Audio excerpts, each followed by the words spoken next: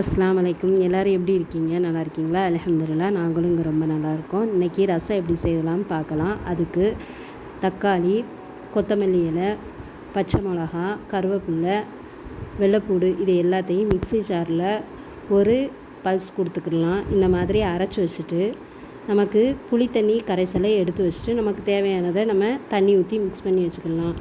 இப்போ ஒரு கடாயில் கடலெண்ணெய் ஊற்றியிருக்கேன்.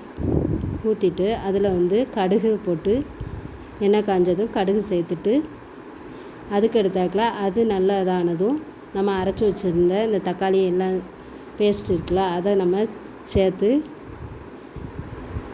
நல்லா வதக்கிக்கிறணும். இதில் மஞ்சப்பொடி 1/4 டீஸ்பூன் சேர்த்துருக்கேன். அதுக்கடுத்து காயப்பொடி 1.5 ஸ்பூன் சேர்த்துருக்கேன். இதை நல்லா மிக்ஸ் பண்ணிக்கிடலாம்.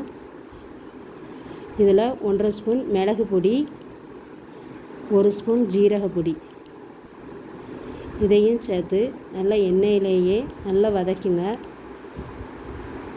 நம்ம முழு மிளகு முழு சீரகம் போட்டு அரைக்காமல் இந்த மாதிரி நம்ம மெத்தடில் நீங்கள் ட்ரை பண்ணுங்கள், ரொம்பவே நல்லாயிருக்கும்.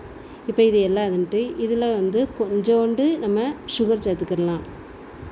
அப்போ தான் அந்த இனிப்பு கொஞ்சம் சேர்க்கறதுனால ரசம் டேஸ்ட்டாக இருக்கும். என் சேனல் பிடிச்சிருந்துன்னா சப்ஸ்கிரைப் பண்ணுங்கள், லைக் பண்ணுங்கள், கமெண்ட் பண்ணுங்கள், ஷேர் பண்ணுங்கள். உங்கள் சப்போர்ட் தாங்க. இப்போ இது எல்லாமே இதாகிருச்சு. இப்போது புளி தண்ணியை நம்ம அதில் சேர்த்துட்டு தேவையான அளவு உப்பு சேர்த்து ரொம்பவும் கொதிக்க விடாமல் லைட்டாக கொதிக்க விட்டுக்கிறணும். ரொம்ப கொதிக்கக்கூடாது, இல்லைன்னா ரசம் கடுத்துரும்.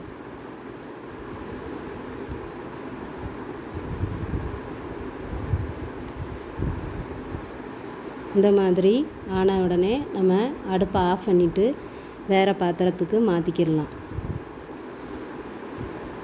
மாற்றிட்டு அதில் நம்ம கொத்தமல்லி இலையை நம்ம தூவி வச்சுக்கலாம். அஸ்ஸலாமு அலைக்கும்.